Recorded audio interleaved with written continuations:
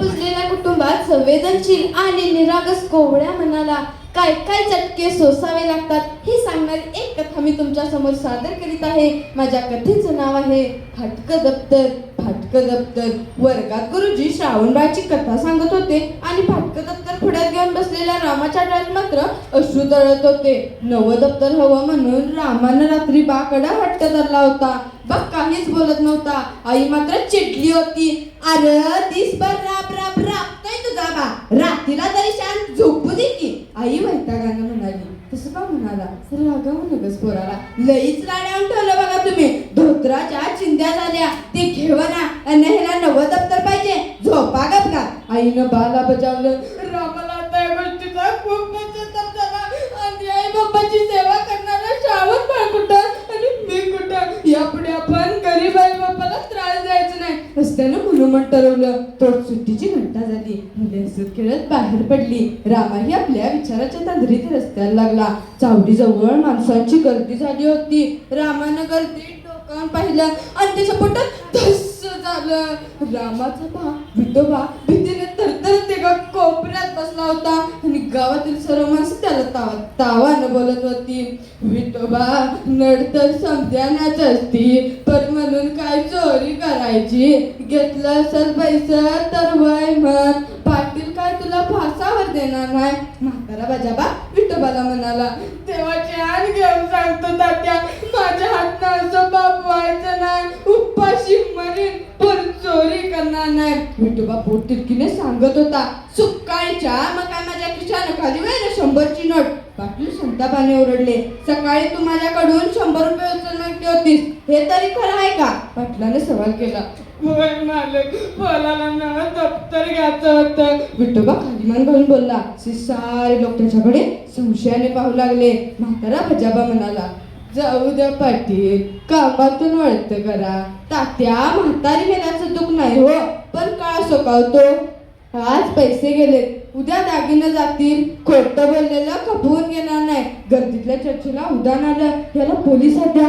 सपाटलांचा पहिलवान भाऊ भीमा चौताळला. पोलीस कशाला, याला मॅच एका दाखवतो की, असं म्हणून तो विठोबाच्या अंगावर धावून गेला.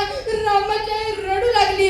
रामा पुढे येऊन बोलला. मालक, तुमचं पैसे बांधून मला दप्तर घ्यायचं होतं म्हणून मी चोरी केली. त्यांनी बाचा आरोप स्वतःवर घेतला. विठोबाने त्याच्या बायकोने डोक्यावर हात मारून घेतला. अरे मुडद्या, काय केलंस हे? कुठे ठेवलंस ते पैसे? रामाची आई त्याला विचारू लागली. रामापुरता गोंधळला. आईने त्याच्या गळावर थप्पड मारली आणि त्याच्या तोंडातून अपशुक शब्द बाहेर पडला. मळ्यात. बजाबासोबत रामा मळ्यात गेला. तो विचार करू लागला. 100 रुपये आणायचे कुठून? त्याला कल्पना सुचली. इथूनच तालुक्याला पळून जायचं, पडत ते काम करायचं, पण 100 रुपये साठवल्याशिवाय गावात परतायचं नाही असं ठरवून म्हाताऱ्या बजापाला गुंगारा देऊन तो तिकडून पळून गेला. बजापाने ही सर्व गोष्ट गावकऱ्यांना सांगितली. विठोबा म्हणाला. माफ करा मालक, माझ्या पोरानं कार्याकरचे वास्य मोजल्यात. मी तुमच्या बहिणी फेडीन. झालं. रात्र झाली. रामा अजून घरी परतला नाही. काळजी करू लागली. विठोबा खेळ कसला, असलं पोरगा असल्यापेक्षा मेल्यानं बरं. इकडे मात्र दिवसा 5 रुपये हजण्याला मग काम करत होता. काही झालं तर 100 रुपये साठवल्याशिवाय गावात परतायचं नाही असं त्याने ठरवलेलं होतं. मालकाला रामाची हकीकत करताच रामाला नोकरीवरून काढून टाकलं. आता मात्र त्याच्यासमोर नवं संकट उभं राहिलं. अजून 30 रुपये कमवायचे बाकी होते. इकडे मात्र वेगळीच गोष्ट घडली. पाटलींबाईंना पोट धुताना त्यांच्या खिशात 100 रुपयाची नोट सापडली. पाटलांना समजल्यावर त्यांना स्वतःची लाज वाटू लागली. त्यांनी विठोबाला बोलावलं. अरे तुझ्या रामात चोरी केली नाही, तुझा रामा म्हणजे 100 नंबरी सोना आहे. आता मात्र विठोबाचं काही तीळ तुटत होतं. फराचा निष्पाप चेहरा आठवून आई तो रडत होते. त्यांनी रामाची शोध मोहीम चालू केली. पाटलांनीही त्याच्यासाठी नवं करून दप्तर घेऊन ते हॉटेलच्या दारापाशी पोचले.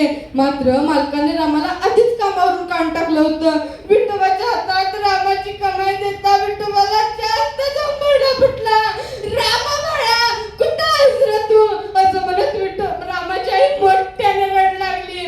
आणि त्या क्षणात रामा भटकत होता. बाचा कलम पुसण्यासाठी 30 रुपयांच्या कामाच्या शोधात खोट्या आरोपाची कावळची मुगल्या खांद्यावर घेऊन चालत होता. माझ्यासारखा श्रावण